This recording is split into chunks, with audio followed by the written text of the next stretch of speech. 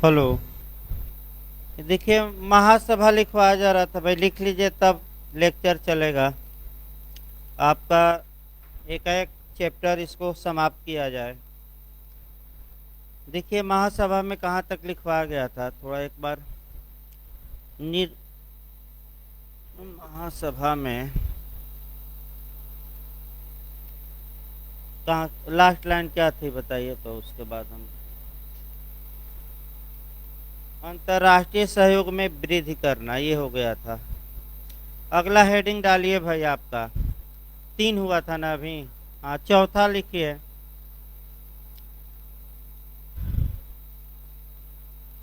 अंतर्राष्ट्रीय शांति और सुरक्षा बनाए रखना।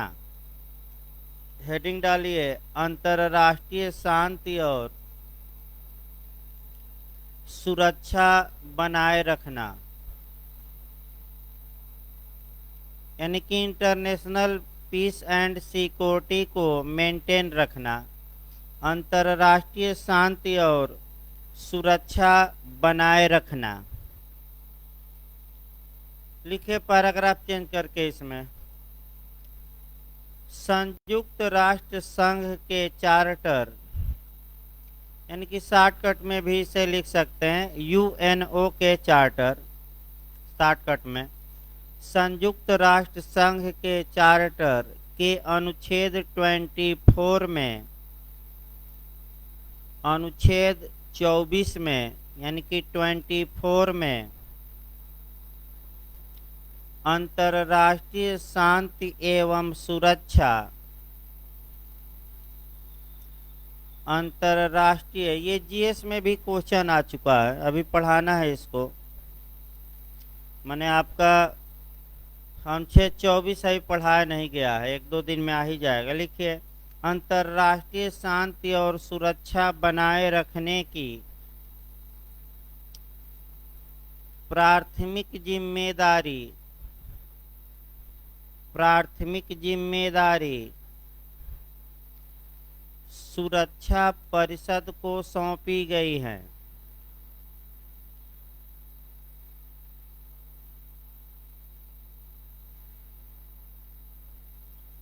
सुरक्षा परिषद को सौंपी गई है, लेकिन अनुच्छेद 11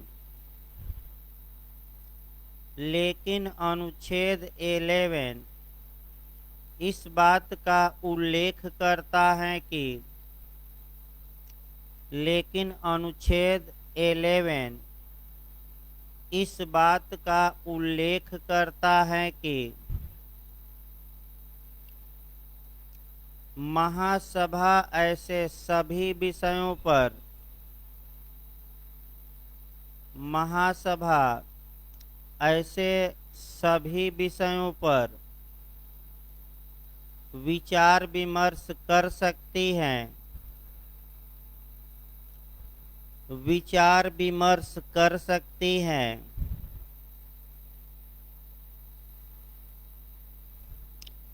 जिनसे अंतर्राष्ट्रीय शांति और सुरक्षा को खतरा हो, जिससे अंतर्राष्ट्रीय शांति और सुरक्षा को खतरा हो।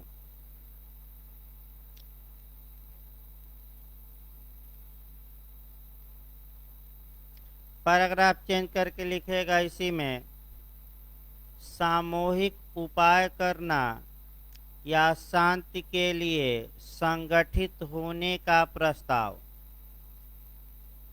इसी में पैराग्राफ चेंज करके लिखना है, सामूहिक उपाय या दूसरी भाषा में शांति के लिए संगठित होने का प्रस्ताव, पीस के लिए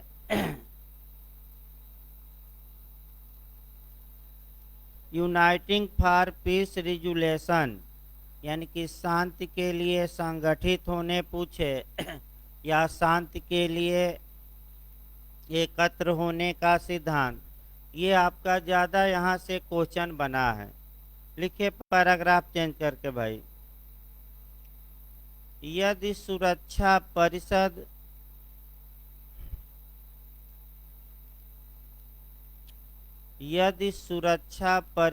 के 5 अस्थायी सदस्यों में से यदि सुरक्षा परिषद के 5 अस्थायी सदस्यों में से किसी सदस्य द्वारा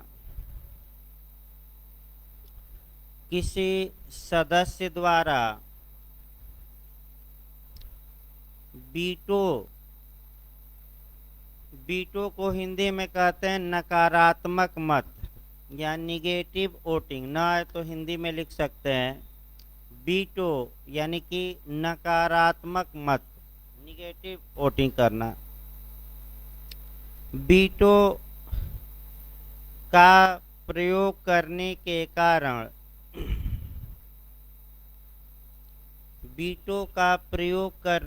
कारण वाक्य बोलिए तो एक बार कहते हैं। यदि सुरक्षा परिषद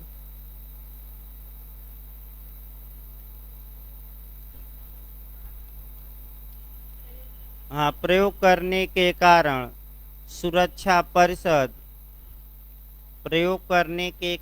सुरक्षा परिषद कार्यवाही करने में असफल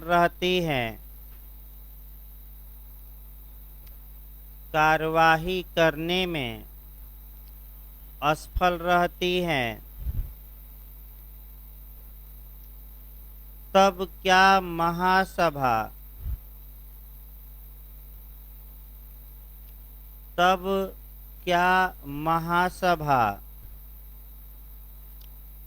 कार्यवाही कर सकती है? तब क्या महासभा कार्यवाही कर सकती है? इस बारे में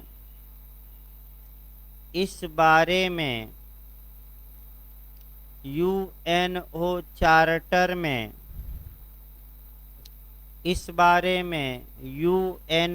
चार्टर में कोई प्रावधान नहीं है।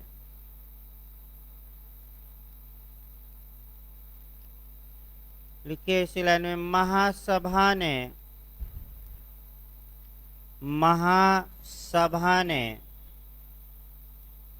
यूएनओ के 5वें सत्र में, अंडरलाइन कर लीजिए, सत्र हो सकता है अंदर जाकर पूछ ले। यूएनओ के 5वें सत्र में शांति के लिए संगठित होने का प्रस्ताव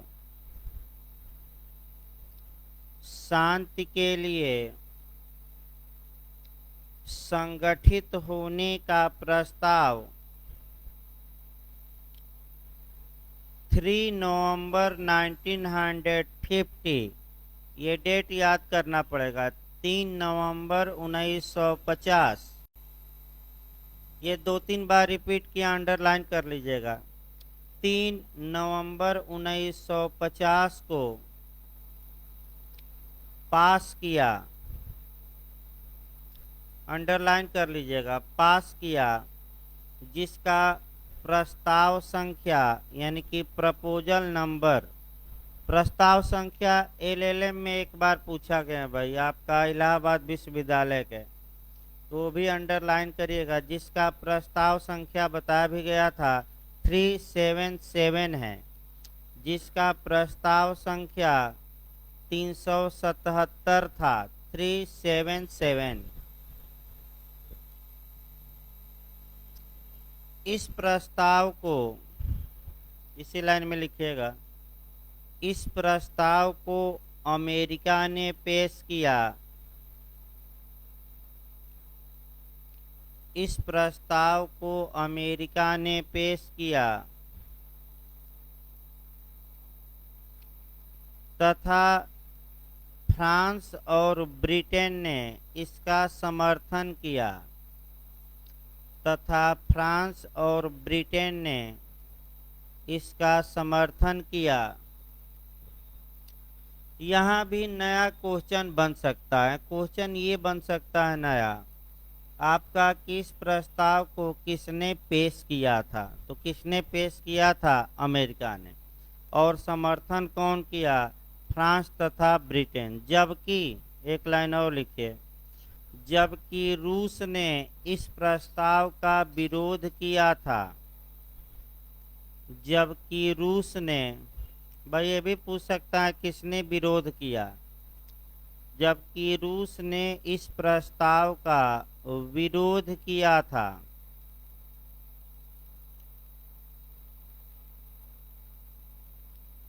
इस प्रस्ताव के पक्ष में, इस प्रस्ताव के पक्ष में 52 मत पड़े, यानी कि 52। इस प्रस्ताव के फेवर में 52, यानी कि ये भी हो सकता अंदर जाकर पूछे, 52 मत पड़े। जबकि विरोध में 5 मत पड़े, यानी कि 5। प्रस्ताव के अगेंस्ट में 5, जबकि विरोध में 5 मत पड़े। जबकि 2 सदस्य गैर हाजिर थे, यानी कि अब्सेंट थे, यानी कि अनुपस्थित। जबकि 2 सदस्य गैर हाजिर थे।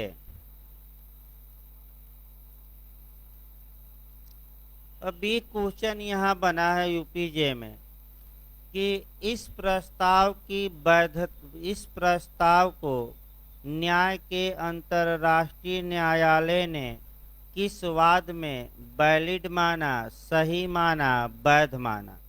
एक क्वेश्चन यूपीजे में ये भी आ चुका है, तो इसी लाइन में लिख लेना है। इस प्रस्ताव को, इस प्रस्ताव को न्याय के अंतर्राष्ट्रीय न्यायालय ने, न्याय के अंतर्राष्ट्रीय न्यायालय ने संयुक्त राष्ट्र संघ के कतिपय खर्चों, न्याय के अंतर्राष्ट्रीय न्यायालय ने संयुक्त राष्ट्र संघ के कतिपय खर्चों, कतिपय मतलब सम होता है, सम माने कुछ, यूएनओ के कतिपय खर्चों के मामले में, कास्ट बस याद रखिएगा, किस मामले में? कास्ट के। कतिपय खर्चों के मामले में इस प्रस्ताव को वैध माना, इस प्रस्ताव को वैध माना।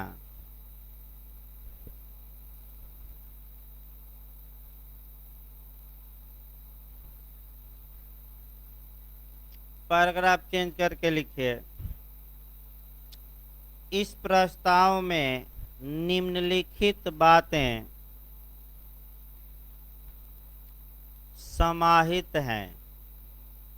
इस प्रमाणे क्या प्रपोजल पास किया गया? इस प्रस्ताव में निम्नलिखित बातें समाहित हैं।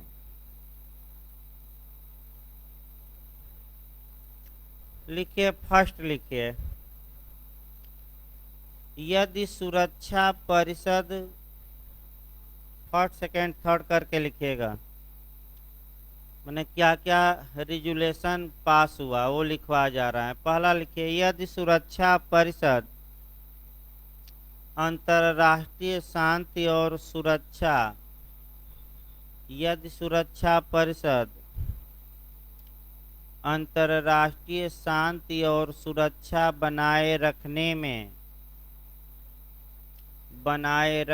में विफल हो जाती है, बनाए रखने में विफल हो जाती है, तब महासभा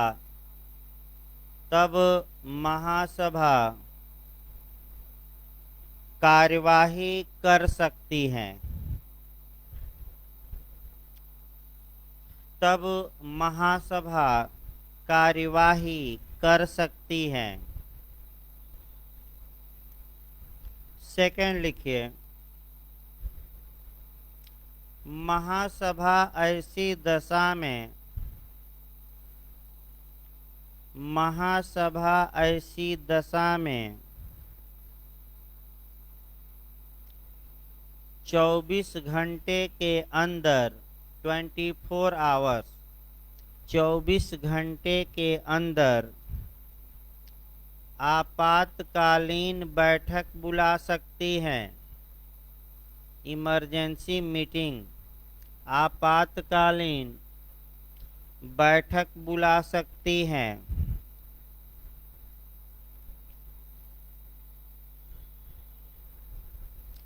थर्ड लिखिए, 14 सदस्य यानी कि 14 मेंबर वाली।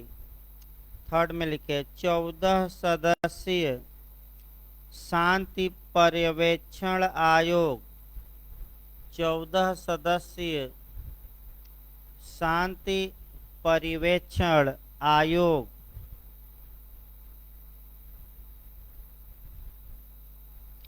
की स्थापना की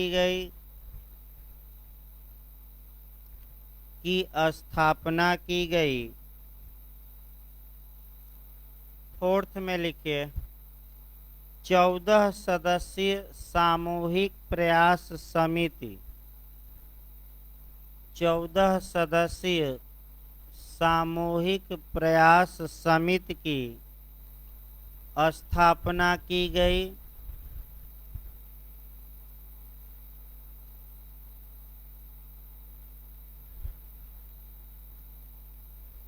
पांचवा लिखिए, सभी देशों से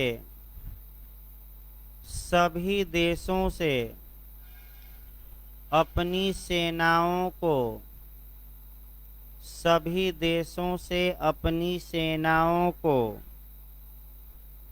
तैयार रखने के लिए कहा गया।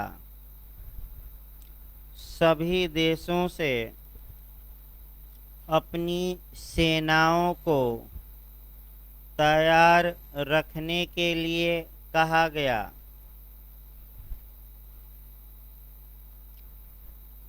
अगला कार्य लिखिए भाई, ये हो गया, चौथा पॉइंट हुआ, ये देखिए तीसरा चौथा, पांचवा हो गया। पहला सामान्य कार्य है, दूसरा चौथा हुआ है भाई। पांचवा लिखिए भाई, नए सदस्यों के प्रवेश, हेडिंग डालिए, नए सदस्यों के प्रवेश, निलंबन और निष्कासन संबंधी कार्य। नए सदस्यों के प्रवेश, निलंबन तथा निष्कासन संबंधी कार्य।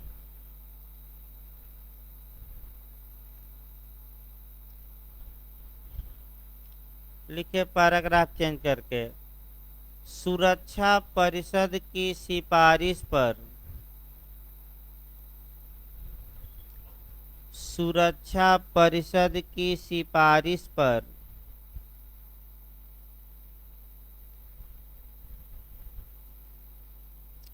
महासभा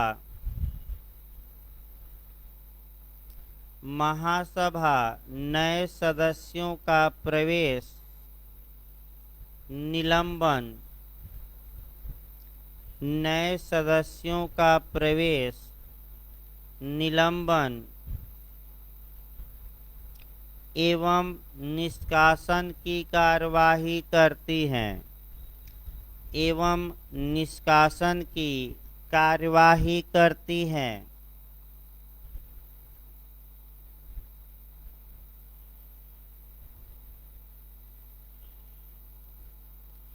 अगला लिखिए वित्तीय कार्य यानी कि फाइनेंशियल एक्ट, हेडिंग डालिए वित्तीय कार्य।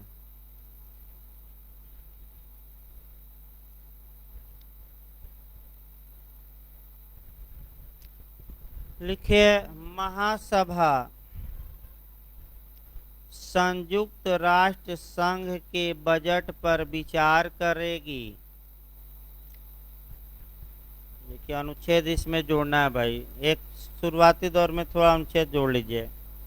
अनुच्छेद 17 के तहत शुरुआती दौर में जोड़ लीजिए तो अनुच्छेद 17 के तहत एक बार पूछा गया क्वेश्चन, आर्टिकल याद रखिएगा। अनुच्छेद 17 के तहत महासभा संयुक्त राष्ट्र संघ के यानी कि यूएनओ के संयुक्त राष्ट्र संघ के बजट पर विचार करती है और उसे पास करती है। बजट पर विचार करती है और उसे पास करती है।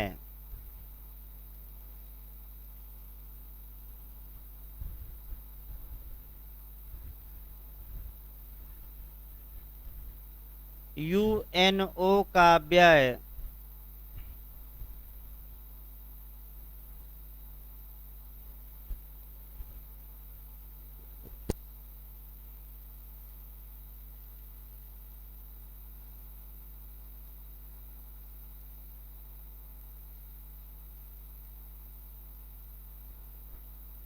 लिखिए भाई, फिर से एक बार वाक्य बोलिए तो लास्ट लाइन बोलिए क्या लिखवाया गया तो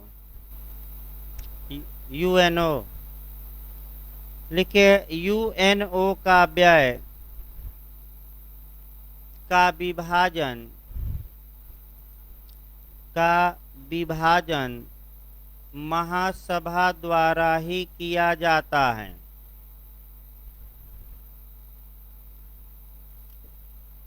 महासभा द्वारा ही किया जाता है। इसका मतलब कि कौन देश कितना संयुक्त राष्ट्र को पैसा देगा, इसका बंटवारा कौन करेगी? महासभा। एक लाइन और इसमें लिखिए, विशिष्ट एजेंसियों के बजट को भी विशिष्ट एजेंसियों के बजट का भी अनुमोदन विशिष्ट एजेंसियों के बजट का भी अनुमोदन महासभा द्वारा किया जाता है। महासभा द्वारा किया जाता है।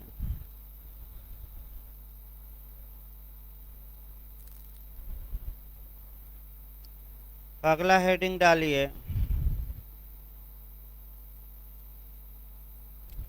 सहायक अंगों की स्थापना। हेडिंग डालिए अगला, सहायक अंगों की स्थापना।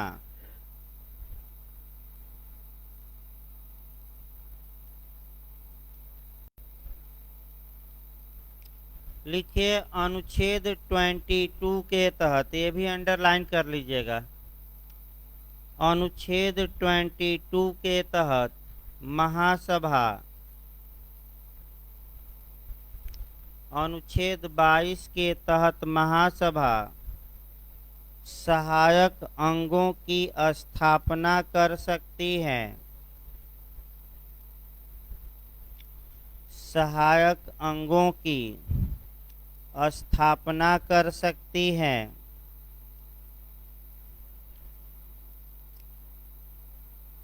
महासभा ने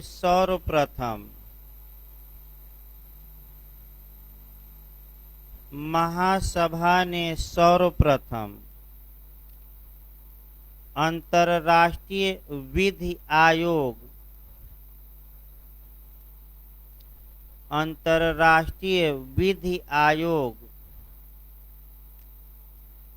की स्थापना की। अंतर्राष्ट्रीय विधि आयोग की स्थापना की। हो सकता है ये भी क्वेश्चन नया बन जाए कि प्रथम सहायक अंग की स्थापना कौन सा अंग था जिसकी स्थापना आर्टिकल 22 के तहत महासभा ने किया, तो इंटरनेशनल लॉ कमीशन, अंतर्राष्ट्रीय विधि आयोग। अगला लिखिए आपका सलाहकारी अधिकारिता या सलाह मांगना, एडवाइजरी या सलाह मांगना या सलाहकारी अधिकारिता भी लिख सकते हैं। लिखिए इसमें यूएनओ चार्टर के अनुच्छेद 96 के तहत 96 यूएनओ के चार्टर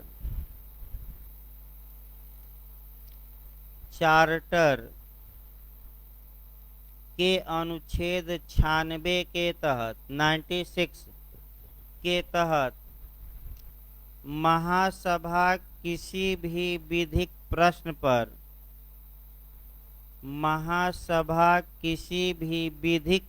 पर तथ्य के प्रश्न पर नहीं लिखवा जा रहा है, किसी भी विधिक प्रश्न पर न्याय के अंतर्राष्ट्रीय न्यायालय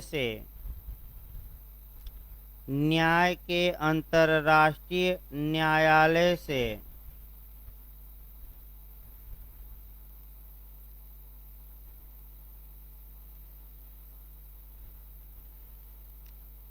सलाह मांग सकती है।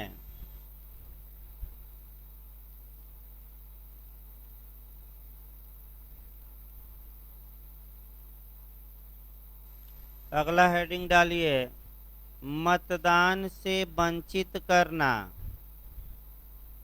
अगला हेडिंग डालिए मतदान से वंचित करना।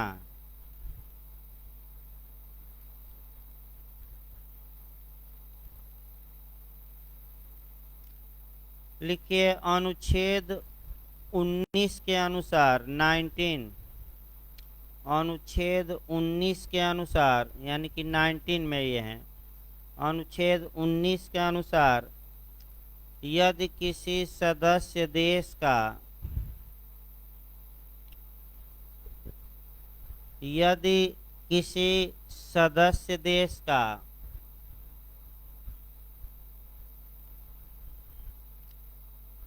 2 वर्षों का अंशदान बकाया हो, यानी कि पैसा न दिया हो यूएनओ का, 2 वर्षों का अंशदान बकाया हो,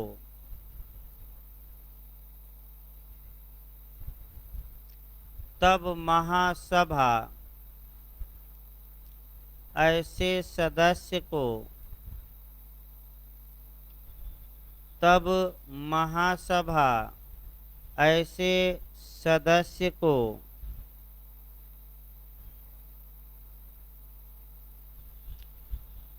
महासभा में मतदान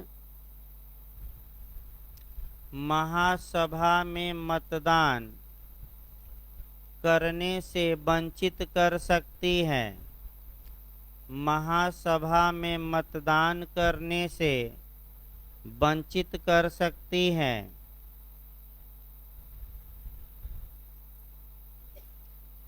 अगला हेडिंग डालिए नियम बनाने की शक्ति। अगला हेडिंग डालिए नियम बनाने की शक्ति।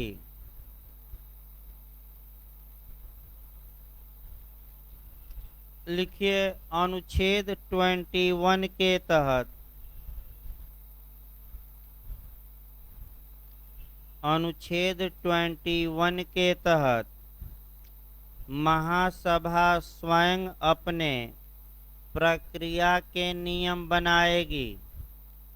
अनुच्छेद 21 के तहत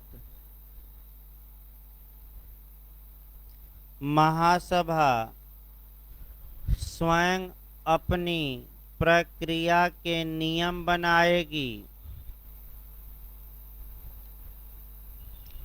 तथा प्रत्येक अधिवेशन के लिए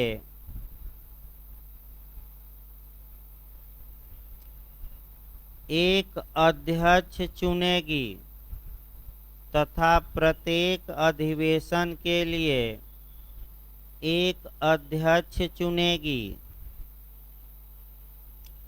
यहाँ एक क्वेश्चन और बना अध्यक्ष में कि महासभा की प्रथम महिला अध्यक्ष कौन थी, इसी में लिख लेना है। लिखिए, महासभा की प्रथम महिला अध्यक्ष विजय लक्ष्मी पंडित थी। महासभा की प्रथम महिला अध्यक्ष विजय लक्ष्मी पंडित थी।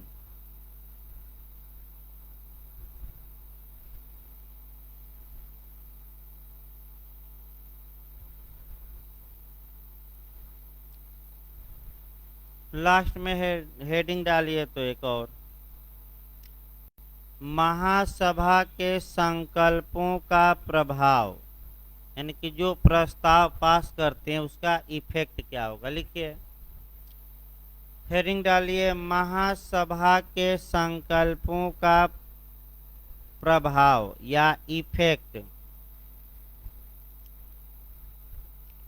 लिखिए इसमें भाई, सामान्यतः महासभा के प्रस्ताव, सामान्यतः महासभा के प्रस्ताव बाध्यकारी नहीं होते। मैं पूछ सकता ऐसा भी क्वेश्चन, सामान्यतः महासभा के प्रस्ताव बाध्यकारी नहीं होते। मैंने चाहे राज्य माने या न माने, सम्मान भले करें लेकिन बाध्य नहीं है। लेकिन लगाइए, लेकिन निम्नलिखित 3 मामलों में, बहुत अंदर जाएगा तब ये पूछेगा, लेकिन निम्नलिखित 3 मामलों में महासभा के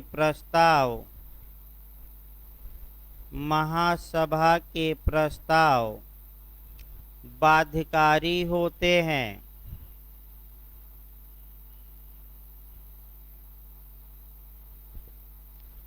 फर्स्ट लिखिए, विशिष्ट राज्य के सरकार की भागीदारी। फर्स्ट में लिखिएगा, विशिष्ट राज्य के सरकार की भागीदारी।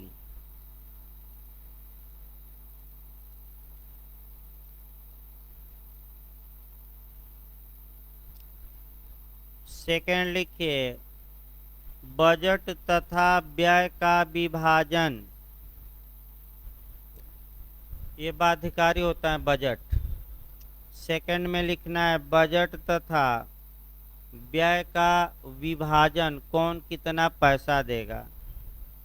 और थर्ड लिखिएगा, न्यासी करार से संबंधित मामले।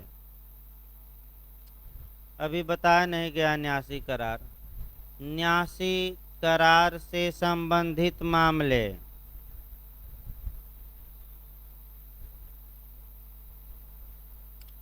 देखिए, एक आपका विशिष्ट राज्य की भागीदारी को समझाना है। इसका मतलब अफगानिस्तान है। अब वहाँ भाई आपका मुख्य माने प्रधानमंत्री दूसरा हो गया और आपका एक राष्ट्रपति थे भाग गए, तब दोनों के प्रतिनिधि पहुँच जाए महासभा में तो किसको आसन दिया जाए बैठने के लिए, ये महासभा खुद तय करेगी कि कौन वास्तव में आपका अफगानिस्तान का प्रतिनिधित्व करेगा।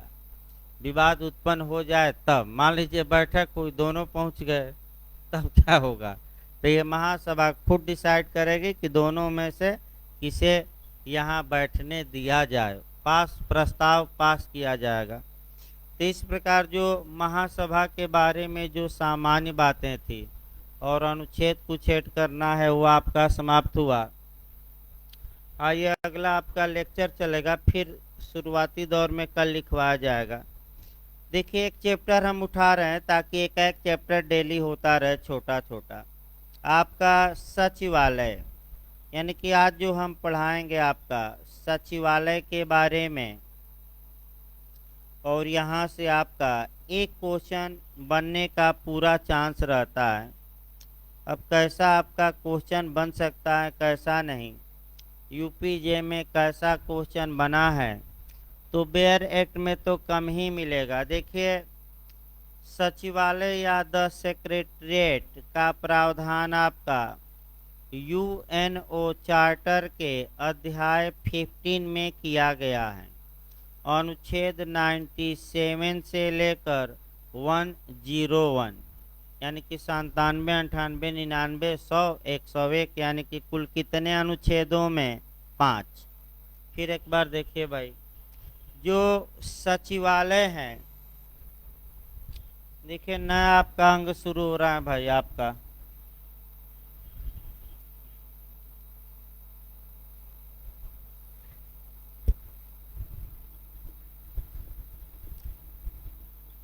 सचिवालय के बारे में प्रावधान संयुक्त राष्ट्र संघ के चार्टर के अध्याय किसमें है? 15 में। और आपका अनुच्छेद जो है वह 97 से लेकर 101 तक में दिया गया है, ये याद रखना है। जहाँ तक सचिवालय की बात है, अब सचिवालय के बारे में आपका देखिए कहाँ कहाँ एरिया कवर करना है।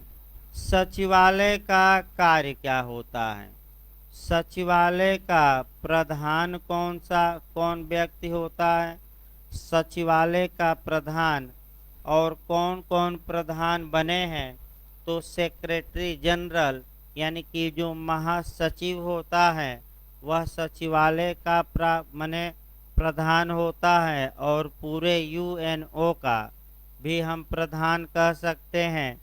तो सचिवालय का मतलब कार्यालय, कार्यालय का मतलब प्रशासनिक भवन, यानी कि ऐसा कह सकते हैं कि अंग जहां से संयुक्त राष्ट्र संघ का कार्य किया जाता है। यानी कि जैसे कि आप सरकारों में भी देखते होंगे कि उत्तर प्रदेश का सचिवालय लखनऊ में है, तो सचिवालय का मतलब क्या हुआ? जहां सरकार के कर्मचारी सरकार के कार्यों को क्या करते हैं? संपादित करते हैं। उसी प्रकार जो संयुक्त राष्ट्र संघ का सचिवालय है वह संयुक्त राष्ट्र संघ के कार्यों को क्या करेगा? संपादित। तो आपका ये तुरंत आपका सबसे पहले अनुच्छेद 7 उठाना है और तब ये सब पढ़ा जाता है। देखिए, अनुच्छेद 7 ये बताता है कि यूएनओ के संयुक्त राष्ट्र संघ के 6 महत्वपूर्ण अंग होंगे या प्रमुख अंग होंगे। पहला आपका हो गया महासभा, दूसरा पढ़ा ही चुका हूँ मैं। दूसरा आपका न्याय का अंतर्राष्ट्रीय न्यायालय जो सबसे बड़ा था वो भी पढ़ाया जा चुका है। और 4 आपका अभी बचा है। तो 4 में आपका तीसरा शुरू किया जा रहा है आपका सचिवालय। चौथा हो गया न्यायता परिषद, 5वां सुरक्षा परिषद और 6वां आपका आर्थिक और सामाजिक परिषद। यानी कि संयुक्त राष्ट्र संघ के कितने प्रमुख अंग हुए? 6, और 6 में ये तीसरा शुरू किया जा रहा है। इसके बाद आपका और 3 बचेंगे, वो शनिवार तक हर हाल में आपका यूएनओ समाप्त कर देना, इसीलिए इसका समय भी बढ़ाया गया है। यानी कि 1.5 पौने 2 घंटा लगातार क्लास ये चलता है, इसीलिए कि भाई यूपीजे अब अगले माह निश्चित आ जाएगी, इसमें कोई शक नहीं है। तो थोड़ा स्पीड बढ़ाया जाए और इधर आपका कुछ सब्जेक्ट समाप्त रहेगा तो एक बार आप उधर दोहराएंगे भी, ये नहीं क्योंकि आपका बहुत तेज़ी से आंधी जैसे आएगी और आंधी जैसे चली जाएगी। जिसको देना हो अभी से पूरी तरह जो जो सब्जेक्ट पढ़ाया जाए कम से कम उसको जाकर आप याद करिए और सॉल्व अभी कर लीजिए। जैसे यूएनओ हम पढ़ा रहे हैं तो आपका कर्तव्य है कि यूएनओ से जितने क्वेश्चन आए हैं एक बार कम से कम सॉल्व पेपर देख लीजिए, और जो भी क्वेश्चन आपको समझ में न आए इसी समय पढ़ाते समय पूछ लेना चाहिए।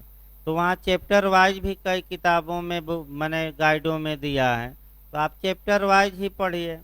भाई सामान्य पढ़ लीजिए, सदस्यता पढ़ लीजिए, फिर आपका महासभा हो गया, महासभा न्याय का अंतर्राष्ट्रीय न्यायालय पढ़ा दिया गया है, वो तो सॉल्व करिए कम से कम जो अभी पढ़ाया गया है।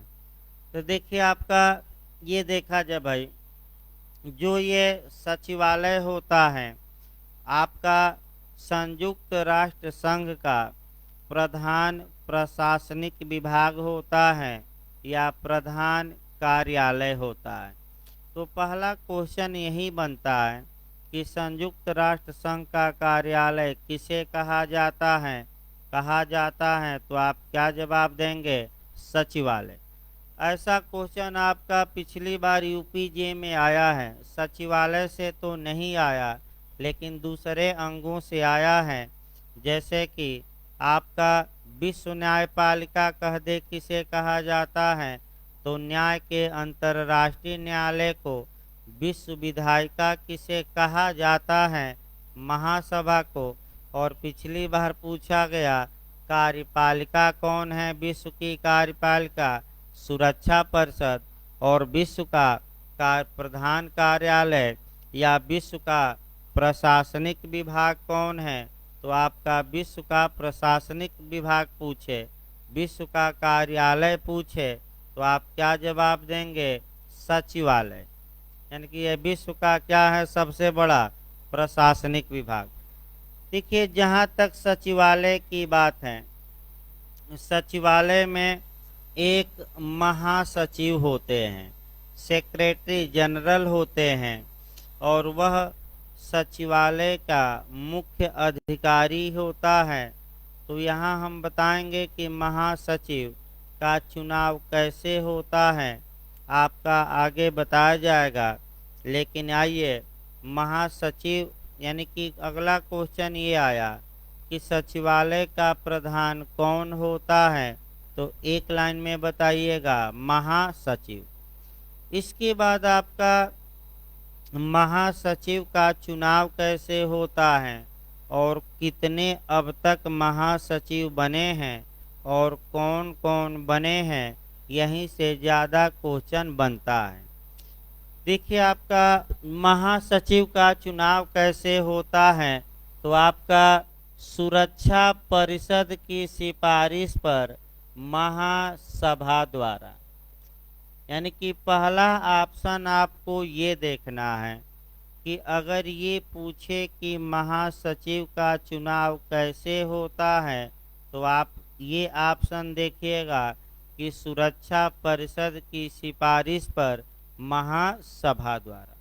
फिर आइए सुरक्षा परिषद में आपका टोटल 15 सदस्य हैं, तो 15 में आपका कितने सदस्यों का मत इनके फेवर में होना चाहिए, तो 9। यानी कि सुरक्षा परिषद अभी पढ़ा जाएगा, कल या परसों आ ही जाएगा।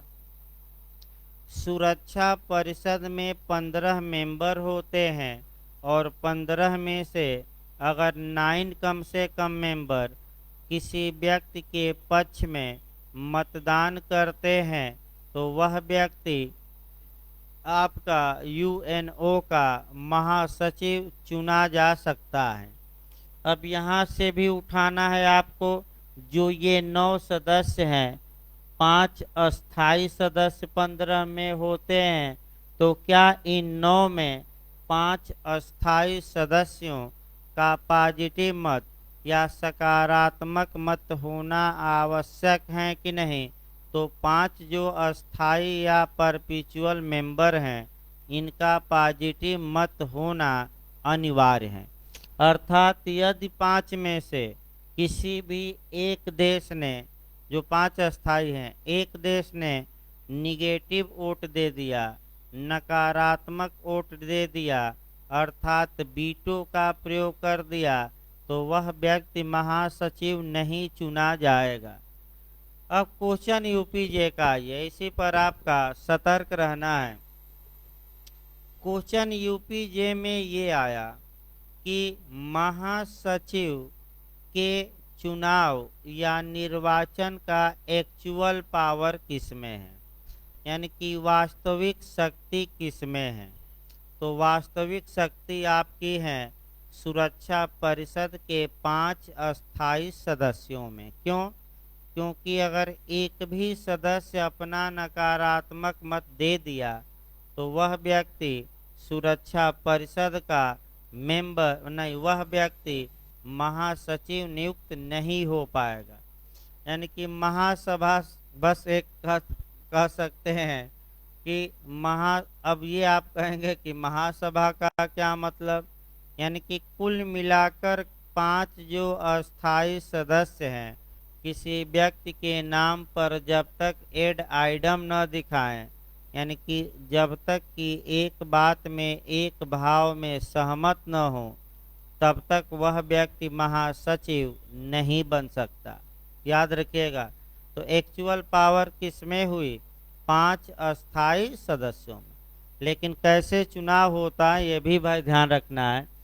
यानी कि 9 मत कहाँ से वह व्यक्ति पा गया? सुरक्षा परिषद से, जिसमें कि 5 अस्थाई सदस्यों का मत भी क्या है? शामिल।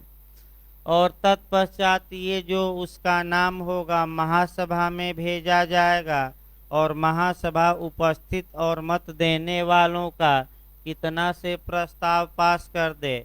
2/3। यानी कि इसका मतलब ये हुआ कि सामान्य बात ये हुई कि सुरक्षा परिषद की सिफारिश पर महासभा द्वारा, लेकिन आगे भी बढ़ना है, अर्थात सुरक्षा परिषद के 9 सदस्यों के सकारात्मक मत द्वारा पास हो और महासभा के कितने? उपस्थित और मत देने वाले 2/3। फिर आ गया कि 9 जो सदस्य हैं मन सुरक्षा परिषद में, क्या उनमें 5 अस्थाई सदस्यों का सकारात्मक मत होना आवश्यक है कि नहीं है? इसमें तो एक्चुअल पावर किसमें आ गई? फिर एक बार समझिए, जो 5 अस्थाई सदस्य हैं। जैसे कि भारत में भी इसको जोड़ सकते हैं कि उच्चतम न्यायालय और उच्च न्यायालय में जजों की नियुक्ति का एक्चुअल पावर किसमें है, यानी कि वास्तविक शक्ति किसमें है? तो आपका जवाब रहेगा कोलिजियम में, यानी कि चयन मंडल में। तो कैसे चयन मंडल में है? यानी कि कोलिजियम जिन नामों को भारत के राष्ट्रपति के पास भेजेगा वहीं लोग जज बन पाएंगे और कोई नहीं बन पाएगा। तो एक्चुअल पावर पूछा जाता है किसमें होती है? तो कोलिजियम। उसी प्रकार आगे भी पूछ सकता है आपका नया क्वेश्चन, संविधान जब पढ़ेंगे आप, तो सरकार की यानी कि कार्यपालिका की एक्चुअल पावर पूछे तो देखिए, आप संविधान में पढ़े होंगे कि आपका राष्ट्रपति को सलाह और सहायता देने के लिए एक मंत्रिपरिषद होगी और मंत्रिपरिषद का जो अध्यक्ष होगा वह पीएम होगा और पीएम की सिफारिश पर राष्ट्रपति अन्य मंत्रियों की नियुक्ति करेगा।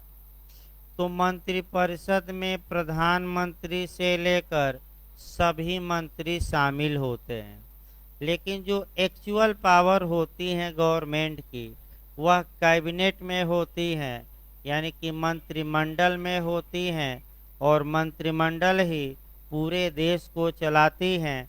उसमें कुछ जो कैबिनेट स्तर के मंत्री होते हैं 6-7 अपना बैठते हैं और पूरे देश को चलाते हैं। जैसे वर्तमान में मोदी जी हो गए, आपका अमित शाह हो गए, फिर आपका रक्षा मंत्री राजनाथ सिंह हो गए। यही 4-5 लोग आपस में क्या करते हैं? बैठते हैं और पूरा देश इन्हीं के माध्यम से चलाया जाता है। सब मंत्री नहीं बैठते। तो एक्चुअल पावर किस में हो गई? कैबिनेट में। ठीक है, सामान्य मंत्रिपरिषद है। तो उसी प्रकार ये भी ध्यान रखना है। अब आइए, महासचिव का कार्यकाल पूछा गया है। जो सेक्रेटरी जनरल का कार्यकाल होता है वह 5 वर्ष का होता है। याद रखिएगा, कितने वर्ष का?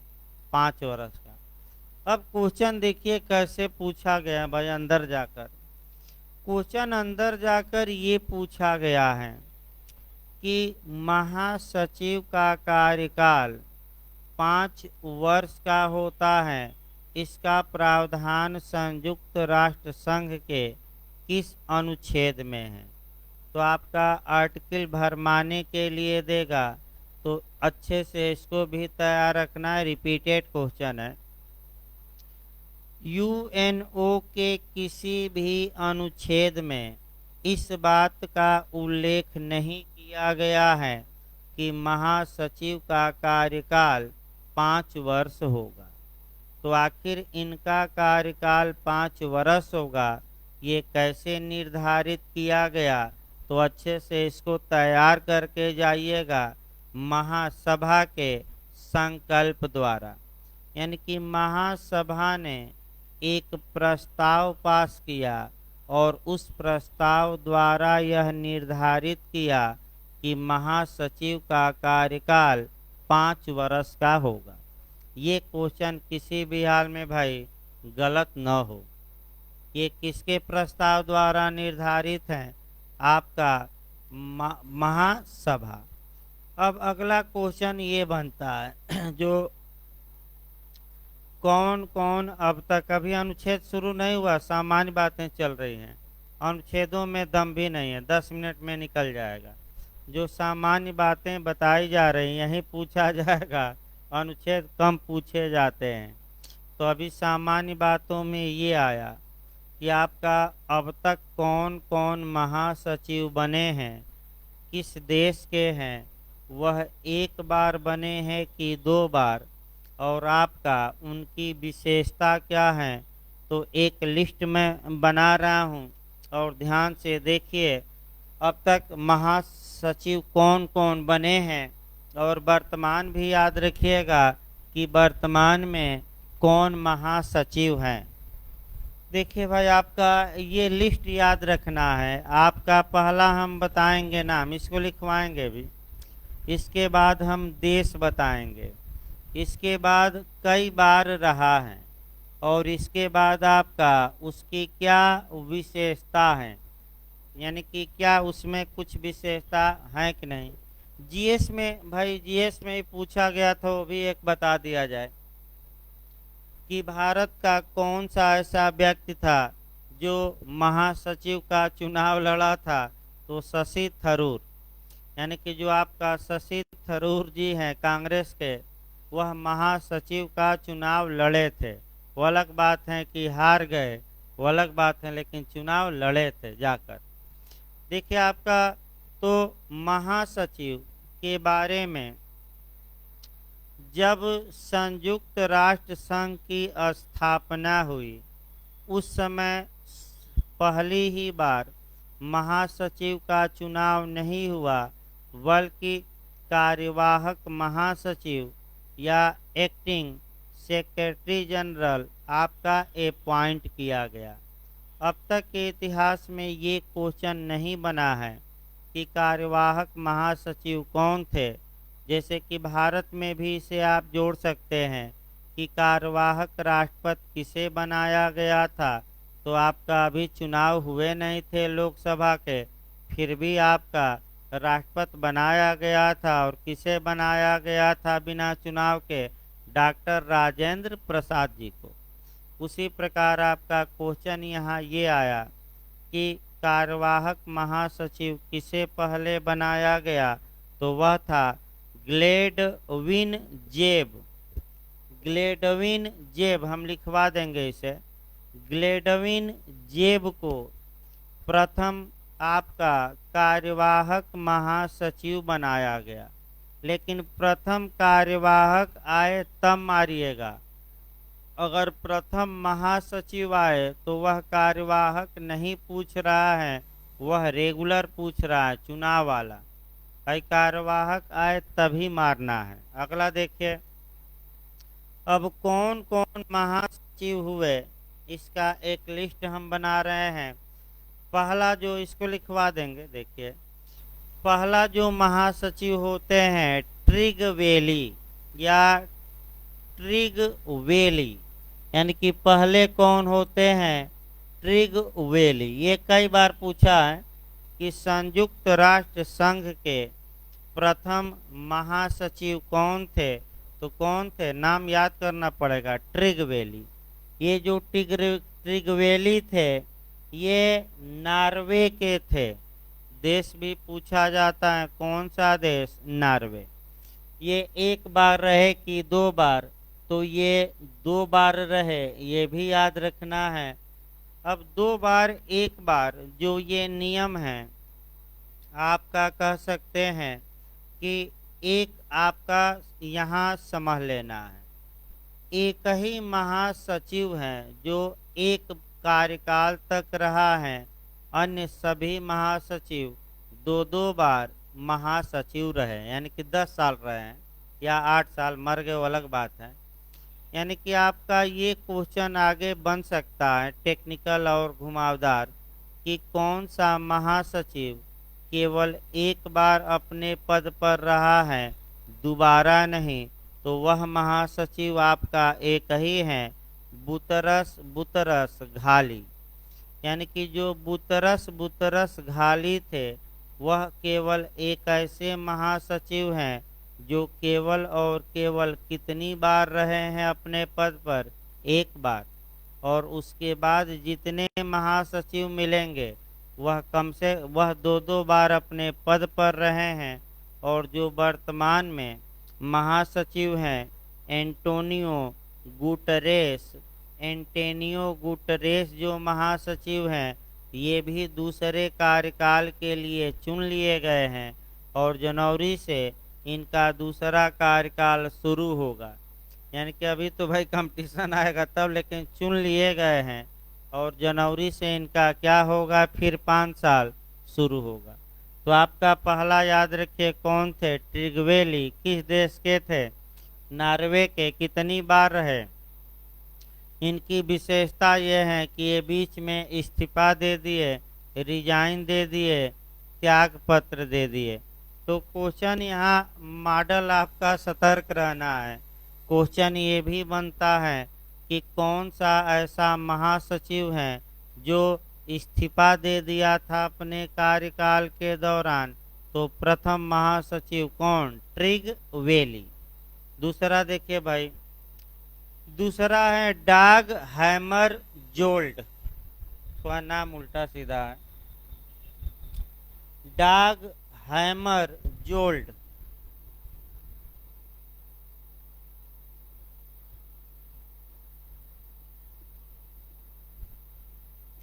इनके बारे में देखिए, डाग हैमरजोल्ड ये जो थे ये स्वीडन के थे। ये भी ये सब रटना पड़ेगा और कोई उपाय नहीं है इसका। ये सब अगर चाहते हैं कि इधर से गलती न हो तो सबका नाम और कार्यकाल और देश, और उनकी देश ही नहीं कुछ विशेषताएं जो हम बताएंगे वो भी रटना पड़ेगा। देखिए, डाग हैमरजोल्ड जो थे ये दूसरे हुए आपका, ये स्वीडन के थे और ये भी 2 बार रहे। कितनी बार ये रहे हैं? 2 बार। इनकी जो विशेषता है, इनकी विमान दुर्घटना में मृत्यु हो गई। तो क्वेश्चन आपका ऐसे बना है कि कौन सा यूएनओ का महासचिव था जिसका कार्यकाल के दौरान ही विमान दुर्घटना में मृत्यु हो गई? तो आपका जवाब रहेगा, आपका कह सकते हैं डाग हैमरजोल्ड। याद रखिए, भी पूछा जाता है घुमावदार, कौन सा महासचिव था पूछा गया ये जिसकी विमान दुर्घटना में मृत्यु हो गई? तो भाई याद रखिए दूसरे महासचिव की। अब तीसरा, ये तीसरा यू थाट हैं, जो तीसरे महासचिव बने यू थाट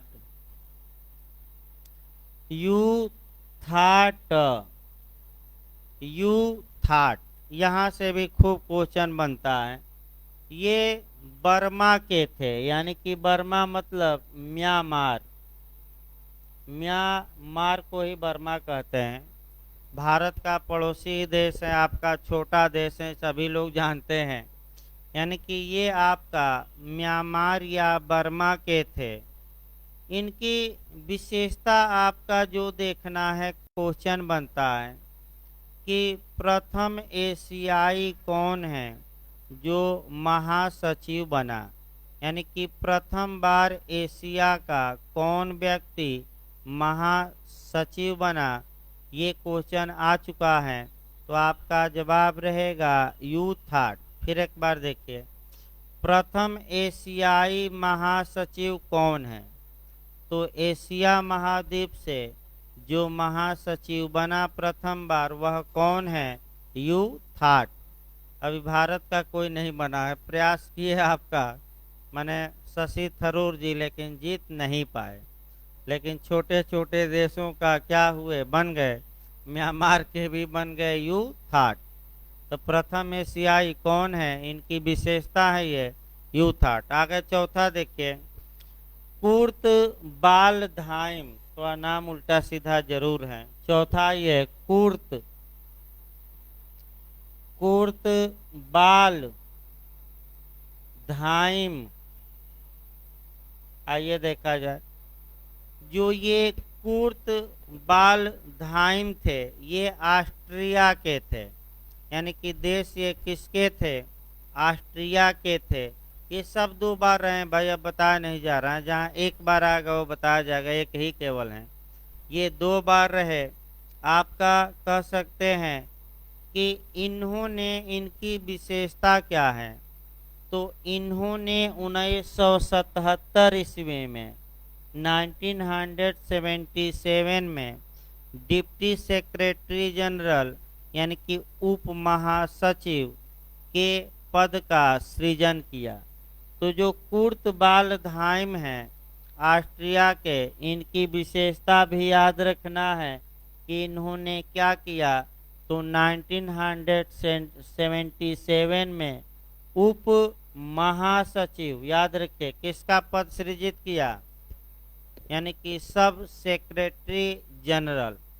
उप महासचिव के बारे में भी यूपीजे में आ चुका है और इसको हम अलग से बताएंगे कि उप महासचिव होता क्या है, इसका कार्यकाल का कितना होता है, इसकी नियुक्ति कौन करता है। लेकिन ये तो कम से कम यहाँ याद रखिए कि उप महासचिव के पद का सृजन किसने किया था। तो आपका कह सकते हैं चौथे जो थे महासचिव आपका कौन? कुर्त बाल धाइम ने किस सन में किया था? तो 1977। लेकिन किसी को नियुक्त नहीं किया।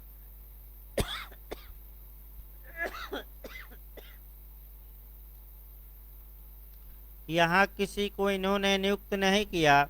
अब ये पूछा जाता है कि आखिर नियुक्त किसने किया? तो नियुक्त किया आपका 1998 में जाकर नियुक्त किए गए प्रथम उप महासचिव। और लुइस प्रेचटे, याद रखिए भाई, आपका कौन थे? लुइस प्रेचटे।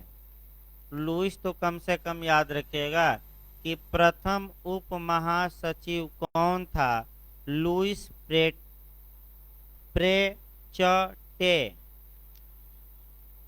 लुइस प्रेचटे। देखिए, इसको आगे हम बताएंगे उप महासचिव में, अभी आपका भले याद ना हो, अभी छोड़ दीजिए। आइए पांचवा देखा जाए। पांचवा जो महासचिव थे जेवियर पैरेज डी कुयार। आपका जेवियर पैरेज डी कुयार। ये पेरू लिखवा देंगे, इसको पहले समझ लीजिए। ये पेरू के थे और ये भी दो बार रहे।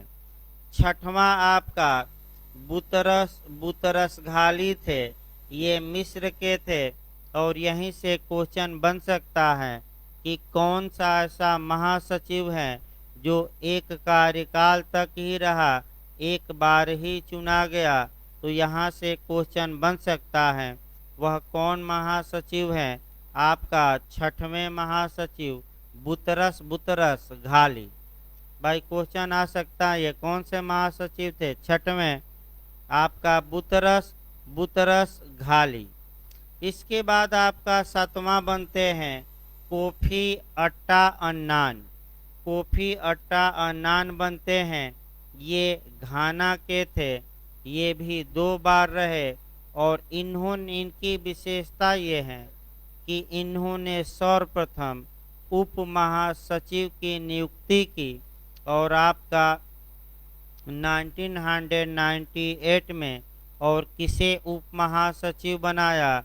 लुइस प्रेचेटे। किसको बनाया? लुइस प्रेचेटे नाम आ चुका है। इसके बाद आठवां वान की मून। जो वान की मून ये दक्षिण कोरिया के थे, ये भी 2 बार रहे। और नौवां जो है आपका जो वर्तमान समय में है एंटोनियो गुटेरेस। एंटोनियो गुटेरेस 1 बार आपका ये है वर्तमान में। दिसंबर में इनका कार्यकाल समाप्त होगा, तो जनवरी से पुनः ये चुन लिए गए हैं। यानी कि जनवरी 2022 से 5 साल गिन लीजिए कब तक ये रहेंगे। तो कार्यकाल पूछ सकता है कब से कब तक ये रहेंगे, तो 22, 23, 24, 25, 26, यानी कि कब तक रहेंगे?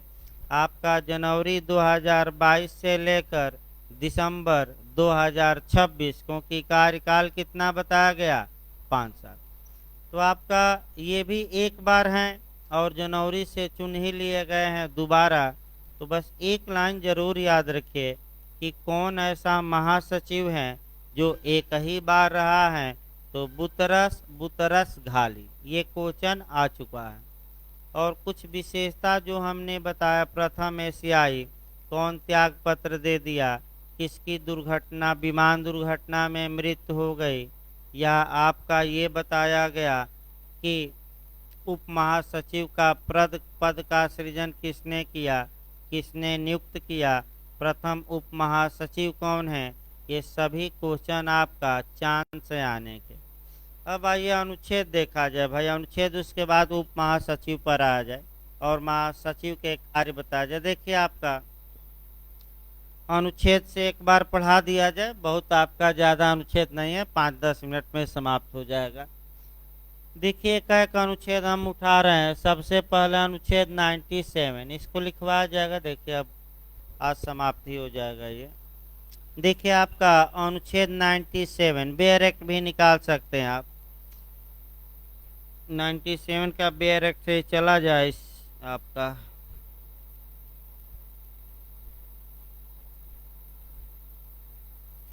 देखिए क्या कहा गया है भाई, सचिवालय में एक महासचिव और संघ की आवश्यकता अनुसार अन्य कर्मचारी वर्ग रहेगा।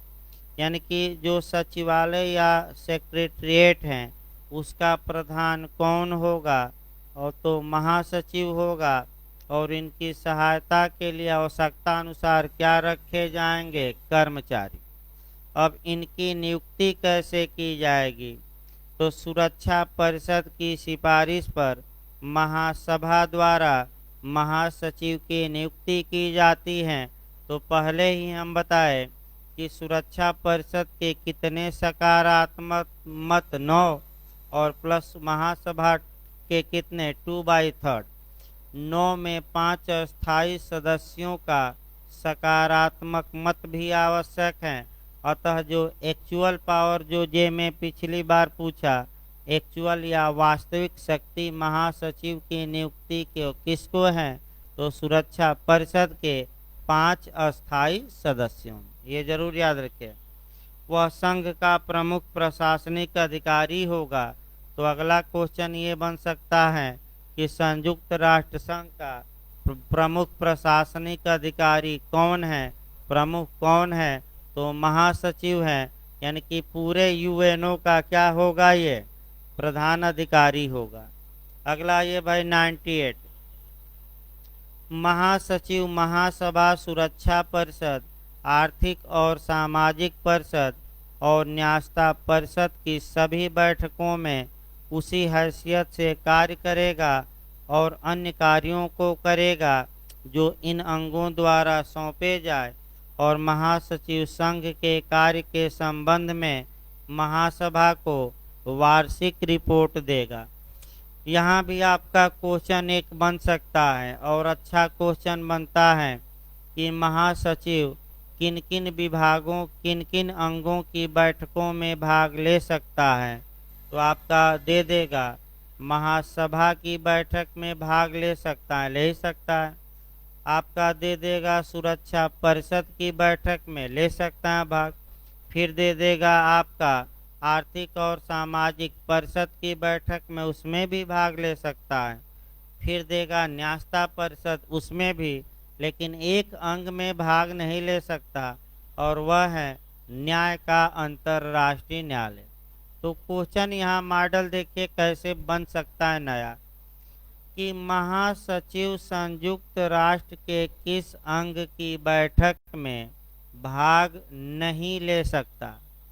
दे देगा आपका आर्थिक सामाजिक परिषद पहला ऑप्शन, दूसरा सुरक्षा परिषद, तीसरा आपका महासभा और चौथा न्याय का अंतर्राष्ट्रीय न्यायालय।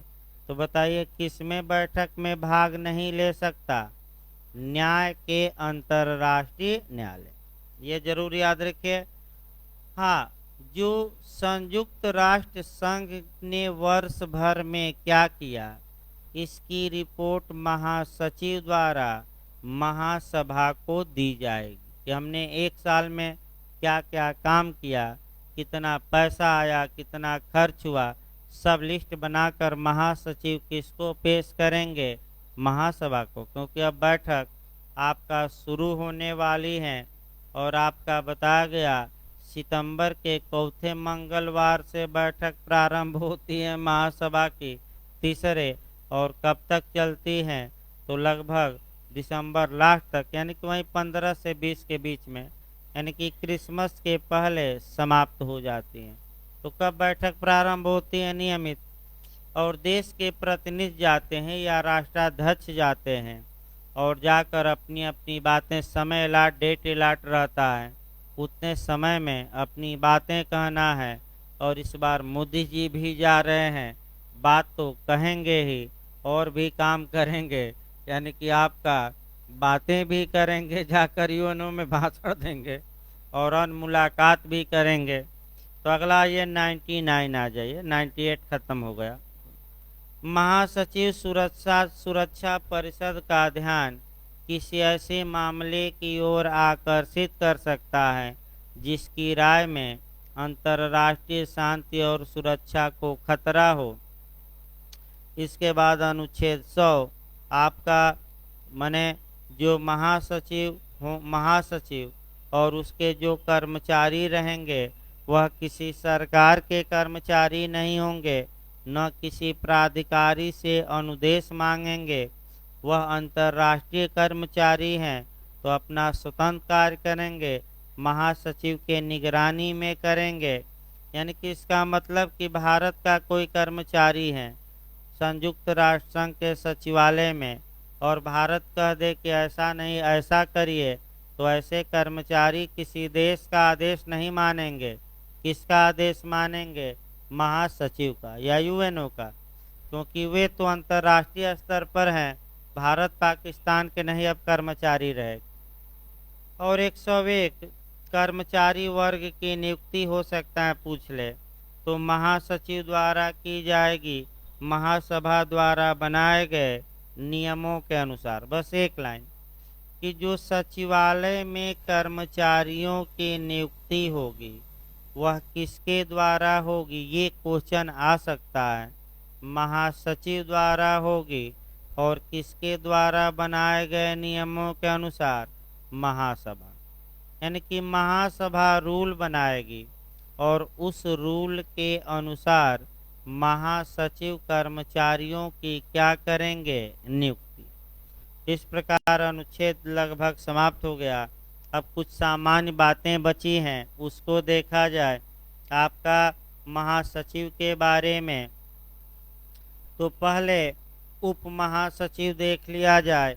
एक क्वेश्चन यहाँ बनता है, देखिए भाई, उप महासचिव अभी हम बताए भी थे, लेकिन फिर एक बार समझिए।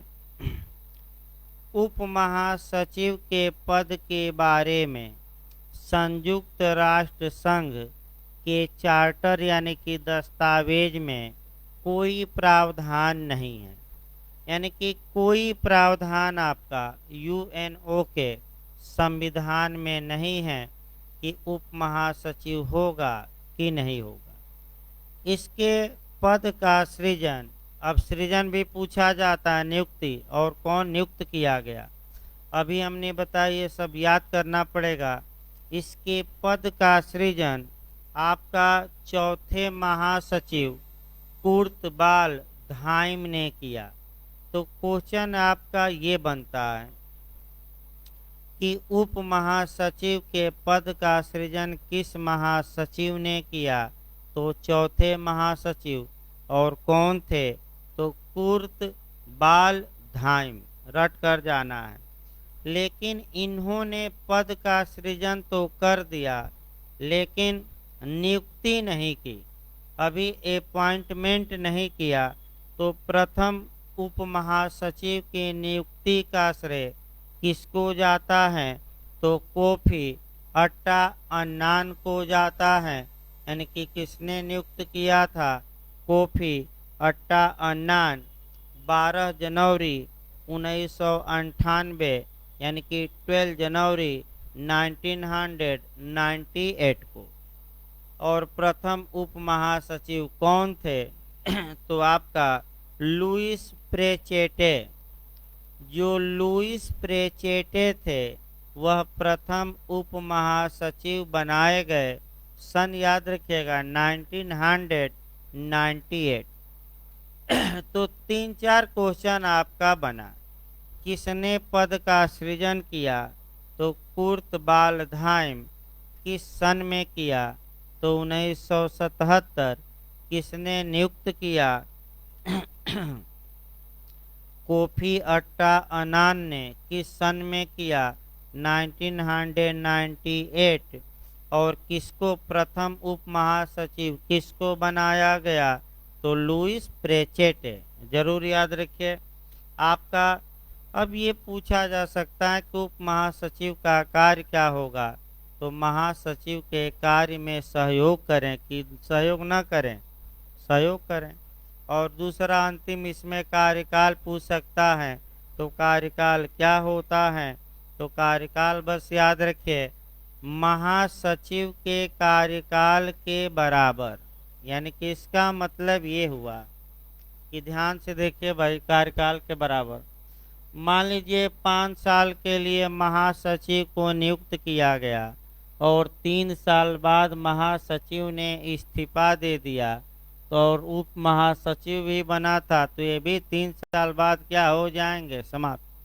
यानी कि महासचिव के जब तक वह व्यक्ति महासचिव है ये उप महासचिव रहेंगे, और जैसे ही वह व्यक्ति गया तो इनका भी पद क्या हो जाएगा? समाप्त। ये नियम बनाया गया। जैसे कि आप मुख्यमंत्री और उप मुख्यमंत्री और मंत्री भी देख सकते हैं। जब तक मुख्यमंत्री अपने पद पर हैं तभी तक उप मुख्यमंत्री भी हैं, और जैसे ही मुख्यमंत्री इस्तीफा दिया इनका पद अपने आप ही क्या हो जाएगा? समाप्त। अगला ये देखा जाए आपका ट्रोयका डिमांड। एक और जे में आया है, एलएलएम में भी आया है भाई ट्रोयका। ये ट्रोयका डिमांड क्या है ये अच्छे से याद रखिए। ट्रोयका, ट्रोयका डिमांड किससे संबंधित है? एक बार आया है क्वेश्चन। देखिए जो ये ट्रोयका डिमांड या ट्रोयका मांग है ये आपका महासचिव के पद से संबंधित है। पहला याद रखना है। इसकी मांग रूस ने की। यानी कि इसकी मांग किस देश ने की? रूस ने की। और रूस ने ये कहा कि संयुक्त राष्ट्र संघ के चार्टर में संशोधन किया जाए और 3 महासचिव बनाया जाए, क्योंकि महासचिव सही कार्य नहीं कर रहे हैं और 3 रहेंगे तो बैलेंस क्या रहेगा। तो फिर एक बार बताए तो ट्रोयका डिमांड किससे रिलेटेड है, महासचिव। किसने ये मांग की, यानी कि किसने ये प्रपोजल दिया था, रूस ने। ट्रोयका मांग में कितने महासचिव की नियुक्ति का प्रावधान था, 3। 3 था, इसीलिए इसे क्या कहते हैं, 3 ही था ना भाई। हाँ, 3 महासचिव, 3, बस एक लाइन पूछा गया है। अब आइए देखा जाए महासचिव के कार्य, आपका समाप्त होने वाला है। महासचिव वाला ज़्यादा नहीं था, लेकिन एक क्वेश्चन आपका निश्चित आता है भाई। देखिए, आपका जो सेक्रेटरी जनरल हैं ये क्या क्या कार्य करते हैं, और आपका ये भी अच्छे से याद रखना है। देखिए, कई कार्यों को हम बता रहे हैं, छोटा ही चैप्टर है, इससे भी छोटा आपका न्यास्ता परिषद आएगा, और सामाजिक आर्थिक परिषद भी एक दिन में समाप्त हो जाएगा। सुरक्षा परिषद ही आपका थोड़ा बड़ा चैप्टर है। देखिए, महासचिव के जो कार्य हैं, आपका कुछ कार्य तो बताया गया, फिर आप लोग बताइए कि महासचिव जो होता है वह किनकी किनकी बैठकों में भाग ले सकता है। तो बताइए, महासभा की बैठक में ले सकता है कि नहीं, और सुरक्षा परिषद, न्यास्ता परिषद, आर्थिक सामाजिक परिषद ले सकता है। और किसकी बैठक में भाग नहीं ले सकता भी बताया गया, न्याय के अंतर्राष्ट्रीय न्यायालय। पहला क्वेश्चन। दूसरा, ये संयुक्त राष्ट्र संघ की वार्षिक रिपोर्ट कौन महासभा को मने देता है या महासभा को प्रेषित करता है, तो वह महासचिव ही हैं, जो संयुक्त राष्ट्र संघ की वर्ष भर में क्या गतिविधियां रहीं इसकी जानकारी किसको देगा, महासभा को। तीसरा, ये महासचिव सुरक्षा परिषद को किसी ऐसे विषय की ओर ध्यान आकृष्ट करा सकता है जिससे अंतर्राष्ट्रीय शांति और सुरक्षा को खतरा पैदा हो। इसका मतलब ये हुआ कि जो महासचिव हैं वह सुरक्षा परिषद को कह सकता है कि इस विषय पर आप विचार करिए, और यह जो विषय है इससे इंटरनेशनल पीस और सिक्योरिटी क्या हो जाएगी, खतरे में। अगला, ये सुरक्षा परिषद की सहमत से महासचिव महासभा को प्रत्येक सत्र में अंतर्राष्ट्रीय शांति और सुरक्षा से संबंधित ऐसे मामलों की सूचना देता है जिस पर सुरक्षा परिषद विचार कर रही हो। इसका मतलब ये हुआ कि जब महासभा का सत्र शुरू होगा तो महासचिव महासभा को उन बातों के बारे में बताएगा जिन पर कि सुरक्षा परिषद विचार कर रही है, और जिससे अंतर्राष्ट्रीय शांति और सुरक्षा को क्या हो सकता है, खतरा। इसके बाद आपका महासचिव यूएनओ के मेंबरों के अनुरोध पर महासभा की स्पेशल मीटिंग बुला सकता है, विशेष बैठक बुला सकता है। इसके बाद जो महासचिव होता है, न्याय के अंतर्राष्ट्रीय न्यायालय से रिलेटेड कार्य भी 2-3 हैं, वहाँ आपको अच्छे से याद रखना है। यहाँ से भी आपका क्वेश्चन बना है, और मैं 1-2 दिन पहले ही बताया भी था। देखिए, जब कोई न्याय के अंतर्राष्ट्रीय न्यायालय का न्यायाधीश त्याग पत्र देता है तो फिर आ जाए, याद रखिए, जो इंटरनेशनल कोर्ट ऑफ जस्टिस है, शॉर्टकट में कहा जाता है ICJ। भाई, ICJ जहाँ भी लिखा हो, इसका मतलब कि इंटरनेशनल कोर्ट ऑफ जस्टिस, यानी कि न्याय का अंतर्राष्ट्रीय न्यायालय। तो आपको बताया गया था कि अगर कोई न्यायाधीश इस्तीफा देना चाहता है तो किसको देगा, महासचिव को डायरेक्ट नहीं देगा, बल्कि इस न्यायालय के किसको, अध्यक्ष को, और जब अध्यक्ष को दे देगा तो अध्यक्ष इसकी सूचना किसको देंगे, तो संयुक्त राष्ट्र संघ के किसको, महासचिव। फिर एक बार देखिए, ये क्वेश्चन आ चुका है भाई, फिर एक बार इसको देखिए। संयुक्त राष्ट्र के माने न्याय के अंतर्राष्ट्रीय न्यायालय का न्यायाधीश इस्तीफा किसको देता है, तो न्यायालय के अध्यक्ष को। तो अध्यक्ष इसकी सूचना किसको देंगे, महासचिव को, और इस सूचना के देने के साथ ही जो न्यायाधीश का पद है वह क्या हो जाएगा, वैकेंट या रिक्त हो जाएगा। अगला ये, अब कैसे हटाया जाएगा, ये देखिए भाई आपका किसी भी न्यायाधीश को कैसे हटाया जाएगा, ये भी बहुत बार पूछा गया है और भाई बताया भी गया था कि न्यायालय के अन्य न्यायाधीशों की सर्वसम्मति राय, यानी कि 15 जज हैं और 15 में अगर एक को हटाना है तो 14 उस प्रस्ताव के पक्ष में मतदान करें कि अब इन्हें पद से हटा दिया जाए। तो जैसे ही 14 लोग मिलकर एक को हटाने का प्रस्ताव पास करते हैं तो इस प्रस्ताव के पास होने की सूचना कौन किसको देगा, तो अब अच्छे से फिर नियम चेंज होगा।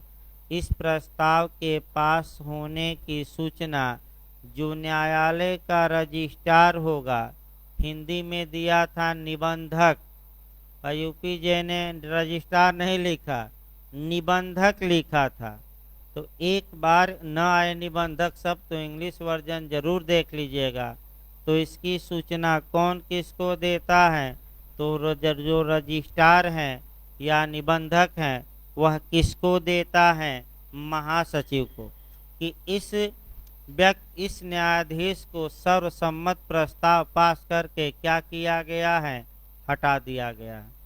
और अंतिम आपका कि महासचिव जजों की नियुक्ति के 3 माह पहले जिन देशों से जजों की नियुक्ति होनी है उनको सूचित करता है और कहता है कि आप लोग अपने अपने देश के व्यक्तियों का नाम भेजिए और आपका अस्थाई माध्यस्थम न्यायालय में भेजिए और उस न्यायालय से व्यक्तियों का नाम निकालता है और अल्फ़ाबेटिकल उनका क्रम बनाता है, सीरियल वाइज क्रम बनाकर महासचिव सुरक्षा परिषद को भी भेज देता है लिस्ट और महासभा को।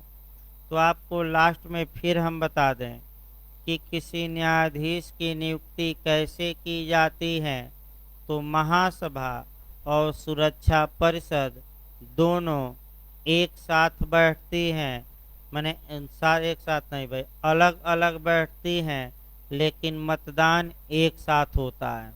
यानी कि इस लिस्ट पहुंच गई दोनों के यहाँ, किसके द्वारा पहुंचा दी गई, महासचिव द्वारा।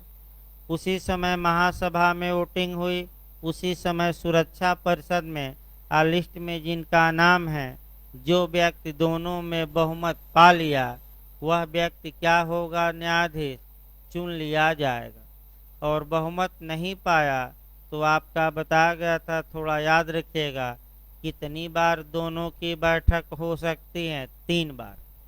और 3 बार में भी नहीं मामला निपटता तो तीन लोग महासभा, 3 लोग सुरक्षा परिषद से नियुक्त होंगे।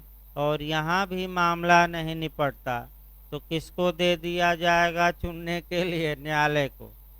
अब मान लीजिए कि न्यायालय में भी जजों की संख्या बराबर हो गई कि किसको न्यायाधीश चुना जाए, तो यहीं आपका निर्णायक मत कौन देगा, तो भाई न्यायालय का अध्यक्ष नहीं देगा, बल्कि कौन हम बताए थे, जो एज में क्या हो, वरिष्ठतम, भाई जो आयु में क्या हो, वरिष्ठतम। तो बस लिखवा जाएगा भाई अभी आपका। इस प्रकार सचिवालय का जो चैप्टर था वो भी आपका पूरी तरह जितने क्वेश्चन आ सकते हैं सब बताया गया। तो आपका अभी ब्रेक रहेगा भाई 20 मिनट का, 10:30 बजे से क्लास चलेगा आपका एविडेंस का। और कल आपका शुरुआती दौर में लिखवाया जाएगा, फिर 1 घंटा आपका लेक्चर चलेगा। कल छोटा चैप्टर उठाया जाए आपका न्यास्ता परिषद, और न्यास्ता परिषद आपका 15-20 मिनट का काम है। और न्यास्ता परिषद के बाद आर्थिक और सामाजिक परिषद। तो कल हम प्रयास करेंगे कि 2 आपका अंग समाप्त हो जाए।